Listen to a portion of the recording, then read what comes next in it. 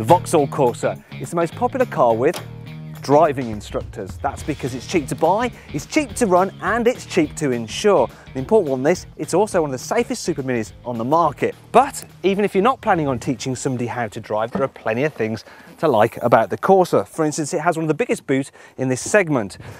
I mean, look, not only swallows this rucksack, but it's completely lost in there, it's so large. And you can get a false floor for it as well, which keeps any valuables out of sight and gives you the added benefit of being able to load heavy items on top without crushing what's beneath. The Corsa has lots of space here in the back. You can see there's ample knee room and headroom, which means it's easily big enough for a family. Also, you can recline the rear seat slightly, which is quite a nice feature. And if you have the 5-door model, it's very easy to get into and out of the back. Here in the front, the Corsa feels pretty upmarket. This particular model has this nice satin effect on the dash, and everything feels really kind of tough and robust. Out of all the super minis, the Corsa feels the most like a big car to drive, which means it's ideal if you're downsizing from something larger, such as an Astra. That's because it's very quiet and refined inside. However, that's not all. The Corsa is very comfortable thanks to supple suspension, which does a great job of ironing out all the horrible imperfections in our rather rubbish UK roads. But don't go thinking that means it doesn't handle very well, because the Corsa is actually a lot of fun when the road opens up in front of you.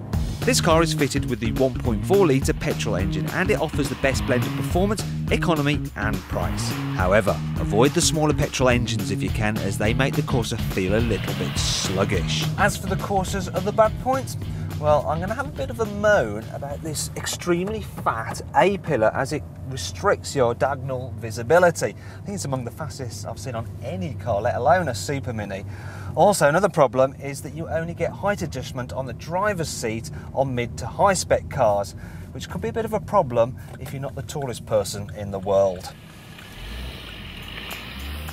Another negative will depend on your point of view, but it's fair to say the Corsa isn't as exciting to look at as a Peugeot 207 or Ford Fiesta.